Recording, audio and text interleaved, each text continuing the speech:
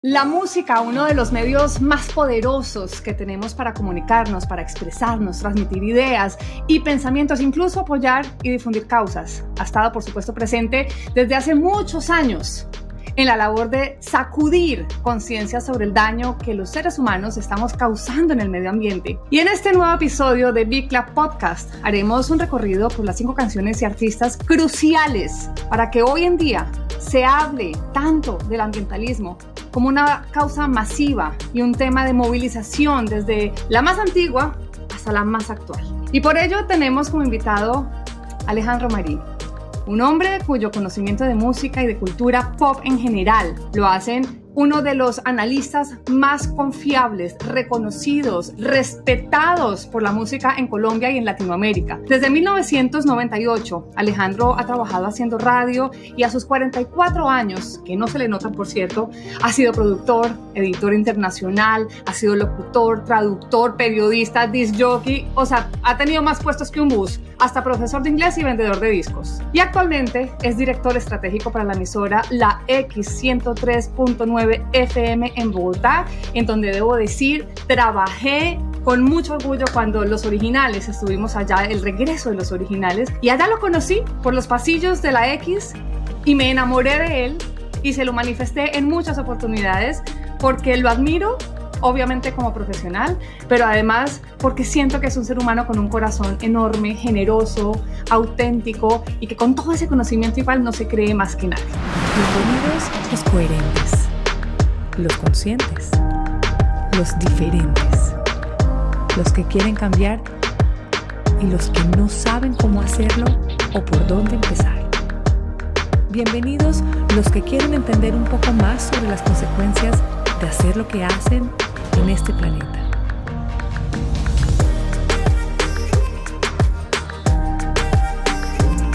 Bienvenidos a Big Lab Podcast.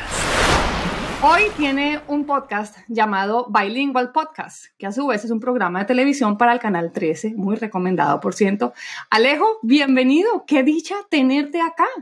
Qué rico estar aquí, Claudia. Muchísimas gracias por esta maravillosa invitación, por esa increíble introducción y qué bueno volverte a ver, así sea en la distancia y en la virtualidad, pero pues qué positivo es también de alguna manera que la tecnología y el podcasting nos conecte nuevamente.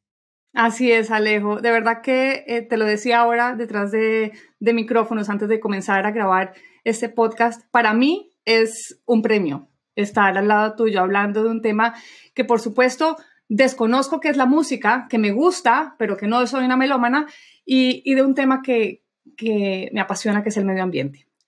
El medio ambiente, por cierto, ha sido un tema mencionado en la música principalmente desde 1837, y sin embargo, un tema significativamente más relevante después de la Segunda Guerra Mundial, en la década de 1960, donde se produjo una gran cantidad de canciones centradas en la protesta ambiental y en muchas de ellas fueron inspiradas en efectos y consecuencias, por supuesto, de la guerra y de las pruebas nucleares. Y a lo largo de la historia han sido muchos los artistas que han alzado su voz por el planeta, pero no todos han logrado tener un gran poder en hacer de la música una herramienta para concientizar a las personas de la necesidad de cuidar el planeta. Quiero dejar muy claro que no soy una melómana, ni soy una experta en temas de música, pero por supuesto tengo una periodista metida en mis entrañas y para hacer este podcast tuve que leer, investigar, escribir y traer información para poder estar al lado de un grande que sí sabe. Y cuando no sé, por supuesto, traigo expertos como Alejandro Marín, personas que de verdad nos enseñan, porque al final esta es una comunidad en donde todos estamos aprendiendo de grandes maestros como él. Si bien no sé mucho de la historia de la música, sí debo decir que la primera vez que escuché a conciencia una canción sobre medio ambiente lo hice en una de las celebraciones de la Hora del Planeta, que me acuerdo que WWF me pasó la canción y el video. En ese momento, por supuesto, entendí que hay muchísimos artistas que se quieren sumar a la causa y que quieren cantarle al planeta. Y a raíz de eso se generó en mí cierta curiosidad por el tema y por entender de alguna manera la historia detrás de todo esto. Y empecé a investigar y dije, bueno, pues la única persona que me puede contar esa historia de principio a fin, ¿quién es? Pues Marín. Así que micrófonos son tuyos y vamos con esa primera canción. Yo creo que esta historia tiene que comenzar por un disco que durante mucho tiempo fue importante en las corrientes comerciales por la manera como se presentó como concepto en un género que no necesariamente estaba como orientado hacia los conceptos. Recordemos, para poner un poquito el contexto musical antes de meternos en lo ambiental, que ya por allá en 1967 los Beatles habían producido un primer larga duración que le daba la vuelta al mercado de los discos puntualmente, en el sentido de construir una obra completa alrededor de una idea. Y a eso se le llamó un álbum conceptual. El Sgt. Pepper's Lonely Hearts Club Band constituye ese momento de quiebre en el que la industria discográfica pasa de vender canciones, algo en lo que había sido muy exitosa desde la aparición de Elvis Presley, a vender discos completos. Es decir, originalmente en la década de los 50 se vendían 2 cancioncitas. Tú comprabas un disco de 45 revoluciones y por un lado había una canción, por el otro lado había otra. Eso cambió con la llegada de los Beatles y con el Sgt. Pepper's Lonely Hearts Club Band, que ya no eran 2 canciones, sino 8 o 9 canciones. Y eso produjo un nuevo movimiento de ventas de discos y de obras conceptuales dedicadas a un tema puntual. A eso le siguieron discos muy importantes como The Dark Side of the Moon de Pink Floyd. Pero antes de The Dark Side of the Moon, uno de los artistas que decidió aventurarse en el mundo de los discos conceptuales fue un hombre llamado Marvin Gaye. Marvin Gaye venía de hacer canciones de amor, de venderlas masivamente a través de la radio, de venderlas como discos pequeñitos de 45 revoluciones, y en 1971 decidió, después de que su hermano mayor llegara de la guerra de Vietnam, hacerle un disco a esa Norteamérica resquebrajada por la guerra y también por los males del medio ambiente. Eso causó una pequeña revolución discográfica, pues en aquel momento el género del rhythm and blues, el género del soul, eran géneros que se dedicaban al amor y no necesariamente a pensar. Y Marvin, dentro de ese disco que se llama What's Going On, produce la que muchos consideramos es la primera canción verdaderamente exitosa comercialmente hablando en términos de ambientalismo. Esa canción hace parte de este álbum llamado What's Going On, que curiosamente en una revisión que hizo la revista Rolling Stone este año se ha convertido en el álbum más importante de la historia, reemplazando así a los Beatles. Y esta es esa canción.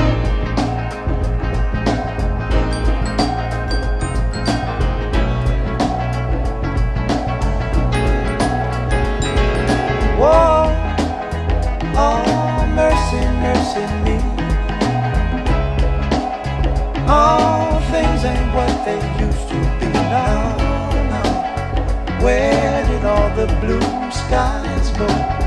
Poison is the wind from the north and south and east.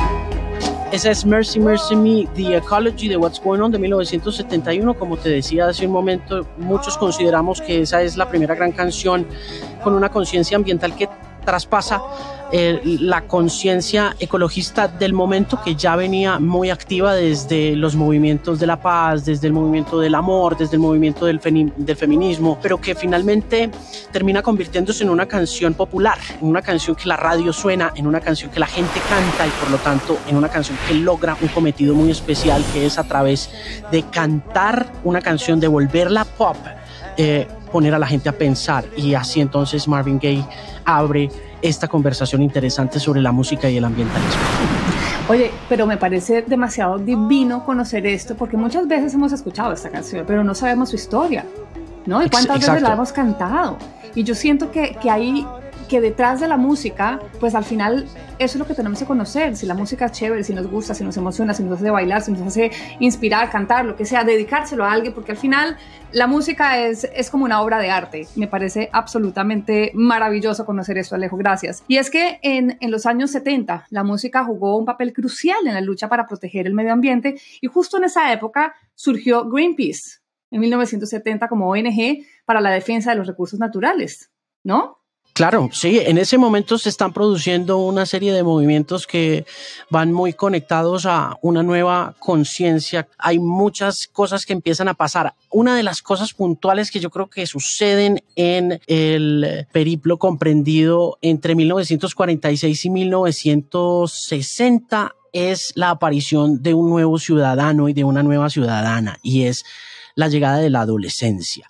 Antes de la Segunda Guerra Mundial, tú pasabas de la niñez a la adultez. Hay pocos registros de la vida como adolescente. Y la vida como adolescente aparece con la llegada del rock and roll. Y con la llegada del rock and roll llega una nueva literatura, llega una nueva poesía. Aparece un conflicto producido en la Guerra Fría que termina convirtiéndose en un reclutamiento forzado en las universidades, que hace a su vez que se produzca también otro fenómeno conocido como la objeción de conciencia. Eso todo está conectado también al movimiento de derechos civiles. Todos los puntos están conectadísimos. Martin Luther King Jr., John Lewis, Rosa Parks, todo lo que pasa en Selma, en Alabama, la forma como los negros son reclutados obligatoriamente y cómo los estudiantes, sin importar el color, también se conectan en una sola cosa, que es el decirle no a la guerra. E inmediatamente después de decirle no a la guerra, empiezan a decir, hey, también le estamos haciendo daño al medio ambiente. Y allí es cuando empiezan a producirse los fenómenos y a construirse las organizaciones como Greenpeace. Y además de Mercy Mercy de Ecology, en ese mismo año, The Beach Boys publicaron Don't Go Near to the Water,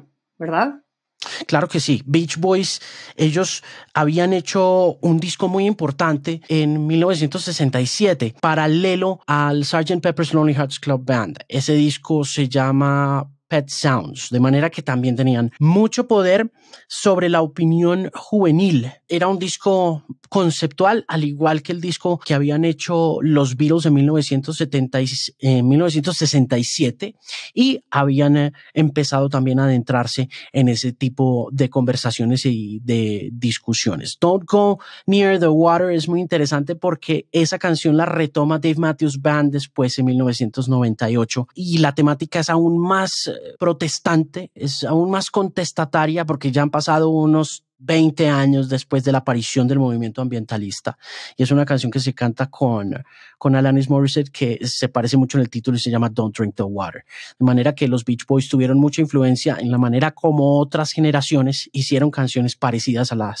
que mencionas, a Don't Go Near the Water. Ahora, nos podríamos quedar en esa década no sé cuánto tiempo, Alejo, porque creo que cada vez que nos adentramos y le hacemos zoom in y zoom in y zoom in, seguramente podemos quedarnos hablando horas y horas de una misma década y de todo lo que ha pasado con el medio ambiente. Ahora, quiero que vayamos avanzando en la historia. ¿Cuál es la siguiente canción crucial para ti?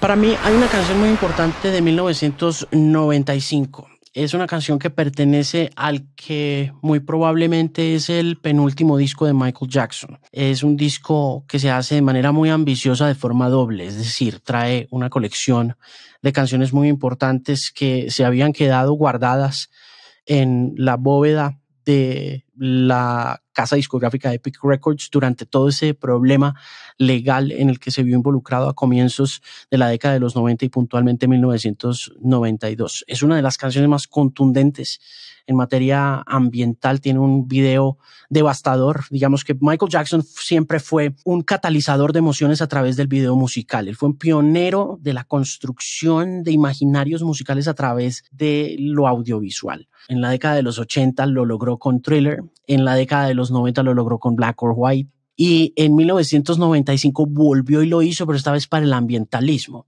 con una canción de su álbum History, que es quizá, yo creo que una de las odas más grandes al planeta que se han hecho a mediados y finales de la década de los 90, con una letra así también devastadora y con una producción impecable y un mensaje pues desalentador en realidad, con un Michael Jackson muy compungido y adolorido por lo que le estamos haciendo al planeta.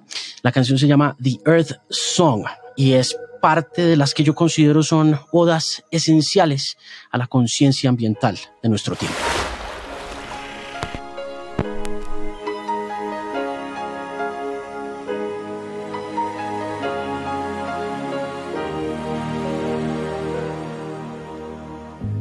What about sunrise? What about rain?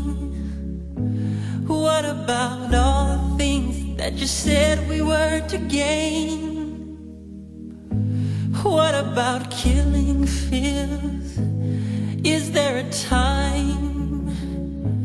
What about... Esta es una de sus canciones más largas, Claudia, y es también una canción de esas que no solamente son conmovedoras cuando uno las oye, sino cuando ve el video musical. Cuando uno ve ese video musical, uno no puede evitar llorar. Es una devastadora muestra de la sensibilidad de Michael Jackson hacia un montón de activismos y de iniciativas que no eran necesarios para una figura de su tamaño, pero que significaban un poco lo que él significaba también para la generación a la que le cantó y para el mundo en el que vivió. Michael Jackson fue un ambientalista de corazón y esta canción pues representa para mediados de la década de los 90 uno de esos himnos increíbles y esenciales de la cultura ambientalista.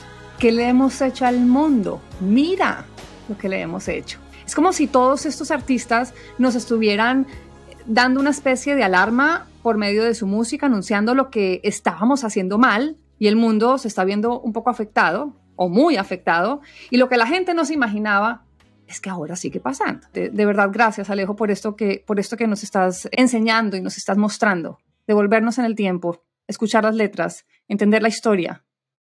Sí, yo creo que una de las cosas que hablábamos antes de grabar este episodio especial que hicieron estas canciones que estamos mostrando el día de hoy fue de verdad despertar una conciencia a partir, porque es que muchas de las canciones de hoy en día no alcanzan a traducirse en ese tipo de cosas que pasaron con Mercy, Mercy Me de Marvin Gaye y con Earth Song de Michael Jackson, que fue no solamente poner a la gente a pensar, sino también cantarse una canción, aprenderse una canción de la misma manera que uno se aprende un bolero romántico, que se aprende un vallenato, que se aprende una ranchera o una canción de amor o de despecho y la canta a los cuatro vientos. Estos artistas tuvieron la posibilidad de hacer eso puntualmente.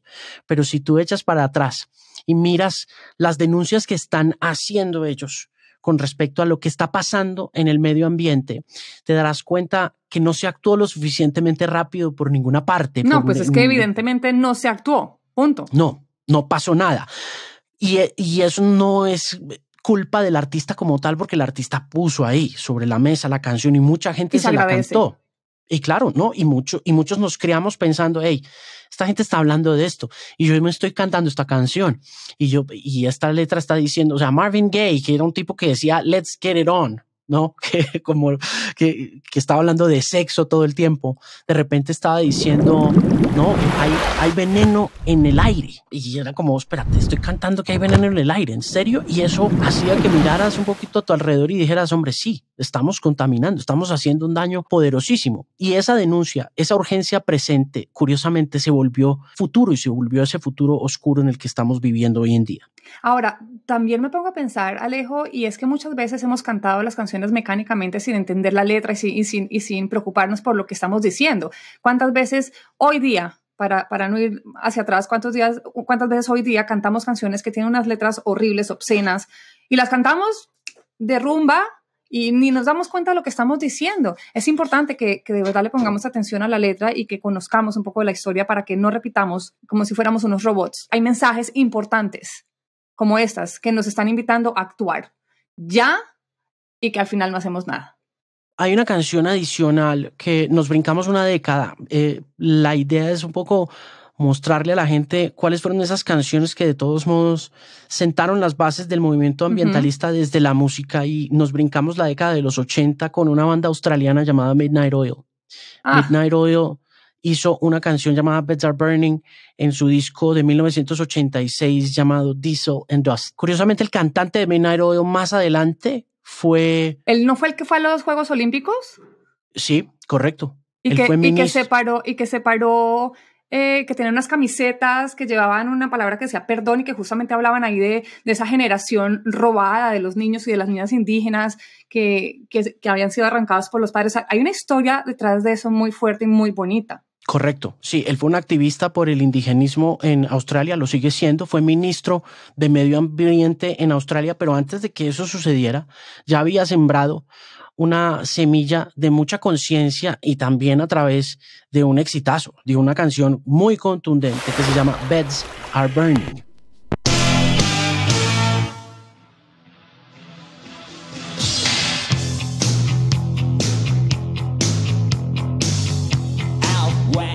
River broke, the bloodwood and the desert oak.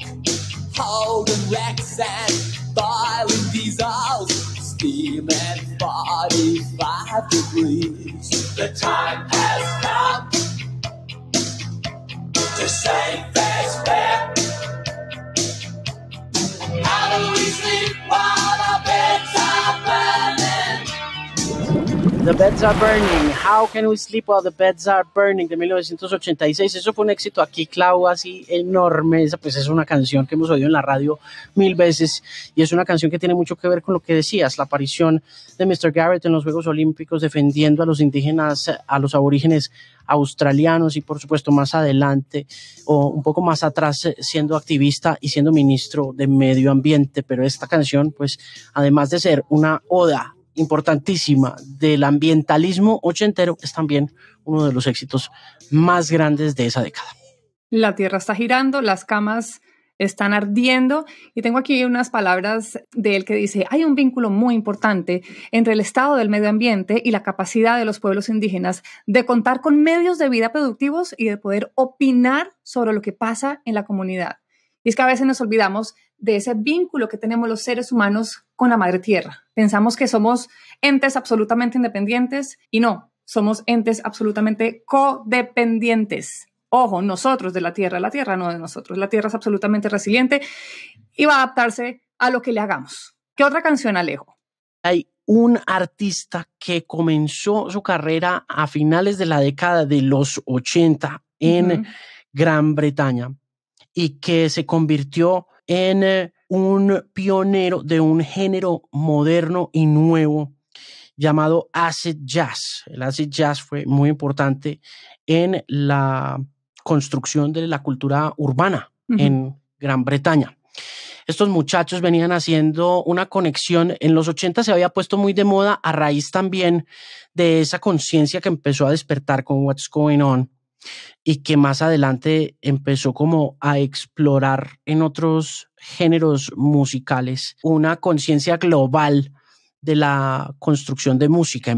Apareció el world music o la música del mundo en la década de los 80, justo cuando ya Greenpeace está constituida y establecida y varias organizaciones empiezan a acompañar esas luchas ambientales contra los balleneros, contra la deforestación.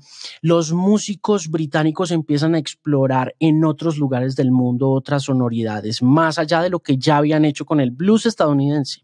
Entonces había una explosión de conciencia global, no solo en el ambientalismo, sino también en la música, y empiezan a ponerse de moda artistas de otras partes del mundo. Empieza a ponerse de moda Fela Kuti, empiezan a ponerse de moda otros instrumentos, empieza a girar Toto la Momposina por Europa, empieza Peter Gabriel a construir su estudio en el que empieza a albergar a figuras como Totó, a figuras como Joshua Endure, y empiezan a aparecer sonoridades electrónicas que conectan también al mundo del folclore y de la música étnica de otras partes del mundo. Los Jamiroquai conectan el jazz estadounidense un poco con el espíritu del baile británico que estaba muy de moda a finales de los 80 y comienzos de los 90, hasta a punto de estallar la cultura del rave. Los Jamiroquai aparecen en la música con didgeridoos y con instrumentos curiosamente aborígenes de Australia y empiezan no solamente a cambiar las reglas del jazz, sino que también empiezan a hablar de una cosa que nadie se esperaba que fuera un tema interesante en esa cultura, ¿no? Todo el mundo esperaba de los jazzistas, pues, gente muy inteligente para hacer música, pero no necesariamente inteligente a la hora de escribir canciones y menos que fueran canciones ambientales. Y los Jamiroquai producen varias canciones. La primera de ellas que apareció en MTV y que empieza a ponerlos como en el mapa no solo de Gran Bretaña, sino de esa Norteamérica de comienzos de los 90, que también empieza a despertar ante un montón de causas, entre ellas el ambientalismo, se llama When You Gonna Learn.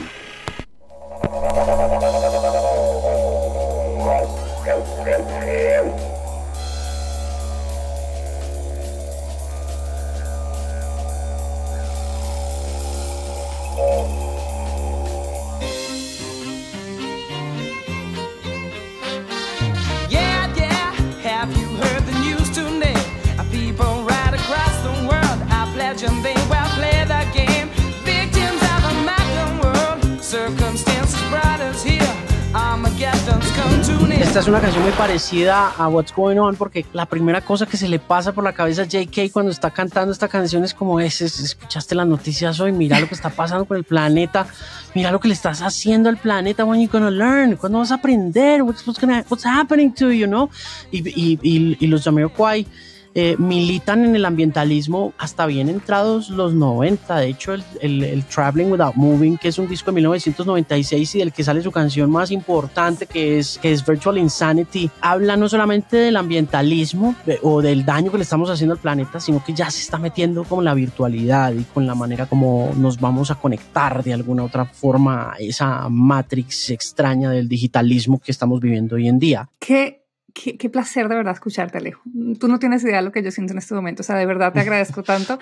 Y vale la pena, porque hay mucha gente que seguramente nos está escuchando y es tan importante entender las letras que realmente vale la pena leerles un poquito de esta canción en español. Dice: la previsión es la única clave para salvar el destino de nuestros hijos. Las consecuencias son tan graves, los hipócritas somos sus esclavos. Entonces, amigos míos, para detener el final, dependemos el uno del otro. Wow. O sea, esto es como que de verdad se me paran los pelitos. O sea, me emociono demasiado saber y poder entender todas estas letras. Y hablando del 2000, Alejo, en adelante, creo que yo resaltaría quizás Rise Against, quien publicó en el 2006 la canción Ready to Fall. ¿Te parece? Rise Against, déjame la busco, la tengo por aquí, por supuesto, se llama Ready to Fall, de 2006, sí, espérate. También en esta canción se denuncia la destrucción del planeta, se tocan temas de contaminación, de los efectos sobre el medio ambiente, y el video también es maravilloso, de verdad, es importante que lo vean. Ahí viene.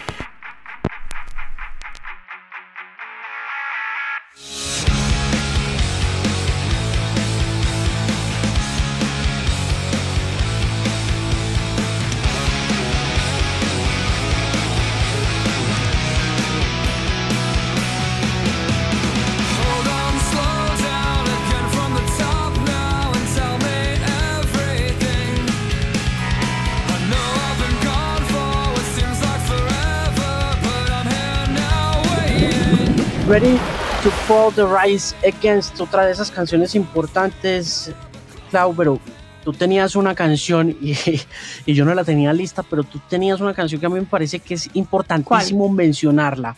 Es una canción de Joni Mitchell. Habíamos hablado de esto, tenías una canción de 1970, antes de los Beach Boys. Habíamos también hablado en algún momento de una canción de Joni Mitchell llamada Big Yellow Taxi. Uh-huh. Sí, señor. Joni Mitchell hizo una canción que, a diferencia de la preocupación que tenía Marvin por la manera como se estaba envenenando el planeta, Joni lo miraba como con sarcasmo. Joni Mitchell siempre fue una compositora brillante y hay una frase de esa canción maravillosa sobre la forma como nosotros, los seres humanos, invadimos espacios y habla un poco sobre cómo tumban un espacio en algún lugar de la ciudad que está arborizado, ¿no? Y lo convierten en un parqueadero. Ay, creo que vale la pena escuchar un poquito, vale la pena escuchar un poquito de esa canción. Nada nuevo. Aquí está. Esta es una de las grandes canciones de medio ambiente. Se llama Big Yellow Taxi. They paved paradise, put up a parking lot with a pink hotel, a boutique, and a swinging hot spot.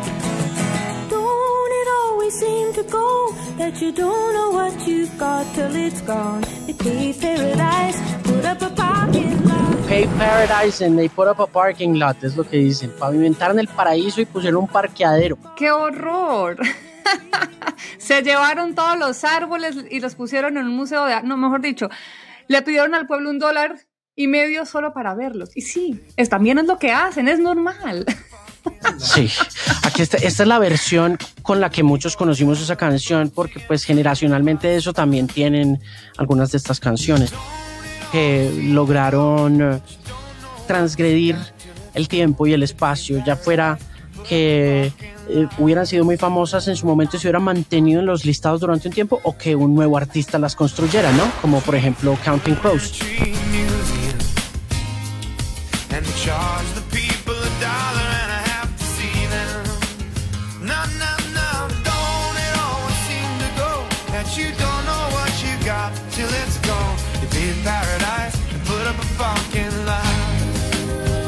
The Pay Paradise to put up a parking lot es la versión no, qué tristeza de comienzos de los 2000. Sí. Qué tristeza Dura. de letra, pavimentaron el paraíso. Por Dios. ¿Cuál es la última canción, Alejo? Vamos a cerrar con la que es la manifestación más grande de rebelión alrededor de la inacción de gobiernos y corporaciones alrededor del tema del calentamiento global. Un asunto que comenzó como una especie de huelga escolar, si no estoy mal, en uno de los países nórdicos, a manos de una chica llamada Greta, el Friday for Future. Greta Thunberg pues ha tenido un impacto poderosísimo en la forma como la gente joven ve el activismo. Primero, desechando la educación que en estos momentos se está dando en diferentes partes del mundo y protestando a través de una huelga estudiantil que ha sido acompañada por miles de millones de personas y miles de millones de jóvenes alrededor del mundo, y es la voz más antagónica de contra las corporaciones y contra los gobiernos, en la que, como dices tú, parece ser una sorda posición congelada en el tiempo. Y un chico de Manchester que se llama Matt Healy y que tiene una de las bandas más importantes del rock de los últimos años, entendiendo que el rock es una especie que parece a ratos estar en vía de extinción a manos del reggaetón y del urbano. Esta banda ha logrado conseguir una fanaticada, gente muy joven que canta sus canciones, que se las aprende, que las pide en la radio, y es excepcional en ese sentido. Y por esa razón, cuando esta banda de este muchacho Matt Healy, que se llama The 1975, invita a Greta Thunberg al estudio para abrir el que creo que es su cuarto larga duración, que se llama Notes on a Conditional Form, la gente y la juventud y la generación nueva se queda de una pieza oyendo, porque esta no es una canción, este es un manifiesto, un llamado a la rebelión en caso de que no se le preste atención a esta generación joven preocupada con lo que está pasando con su planeta. Entonces, aquí está. Este es el piano de Matt Healy. Esta es la voz urgente de Greta Thunberg, pidiendo que por favor le prestemos atención a las señales de alarma.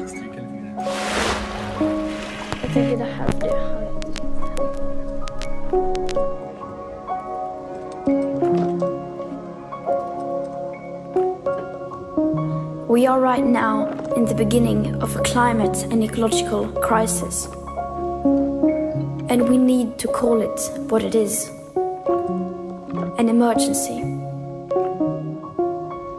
We must acknowledge that we do not have the situation under control and that we don't have all the solutions yet, unless those solutions mean that we simply stop doing certain things. We must admit that we are losing this battle. We have to acknowledge that the older generations have failed. All political movements in their present form have failed. But Homo sapiens have not yet failed.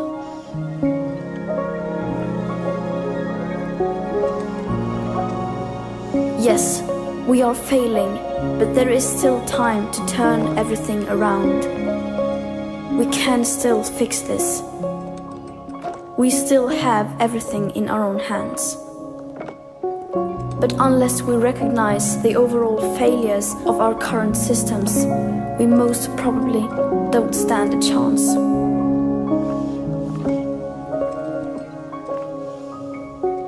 We are facing a disaster of unspoken sufferings for enormous amounts of people.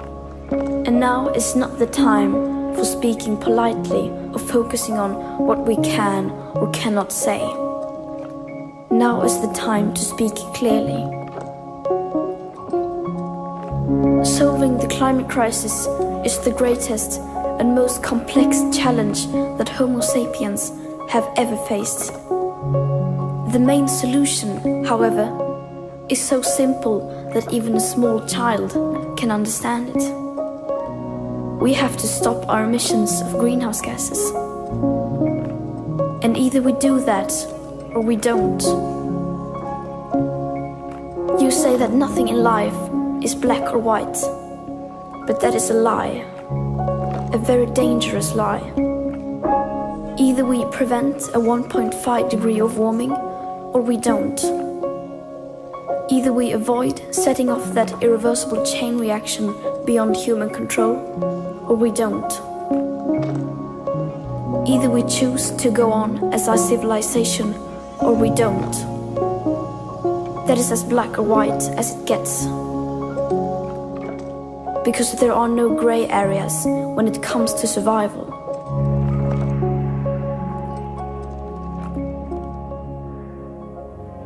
Now we all have a choice. We can create transformational action that will safeguard the living conditions for future generations. Or we can continue with our business as usual and fail. That is up to you and me. And yes, we need a system change rather than individual change. But you cannot have one without the other. If you look through history, all the big changes in society have been started by people at the grassroots level. People like you and me. So I ask you to please wake up and make the changes required possible. To do your best is no longer good enough. We must all do the seemingly impossible. Today, we use about 100 million barrels of oil every single day.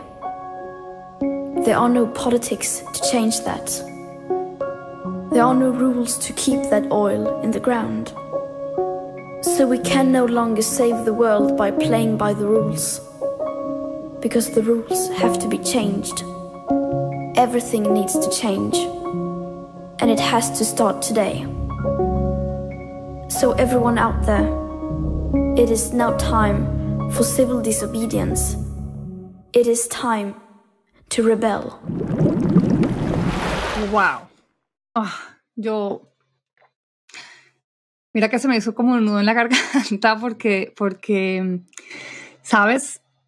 Luego de tantos años, porque ya son muchos años en este camino, en este aprendizaje, en esta universidad del medio ambiente, que cuando veo a una niña como ella, tan joven, convertida en la activista más poderosa, y no lo digo porque lo dice la revista Time, es porque lo es.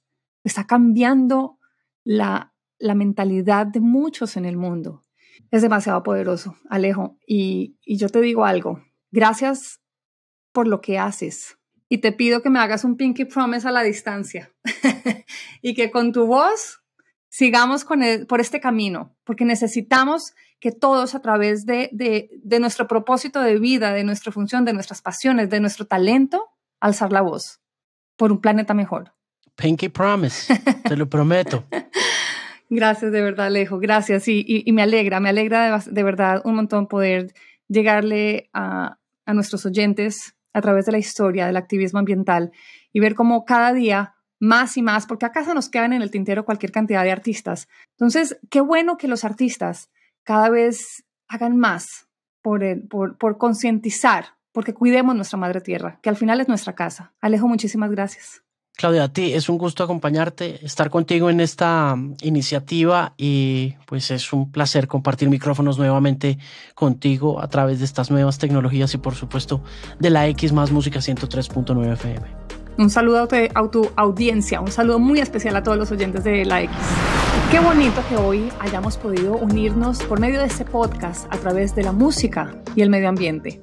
Con este episodio quiero dejarles el mensaje de que cada uno de nosotros, desde su propio mundo, desde su arte, desde su profesión, desde su posición como ser humano, debe buscar la manera de ser activista y alzar la voz tan fuerte como puedan. Debemos buscar la forma de llevar este mensaje.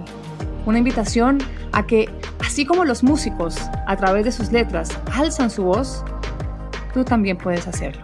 Tú también debes hacerlo. Agradezco a Alejandro por este maravilloso viaje del activismo ambiental en la música y a todos ustedes por habernos escuchado.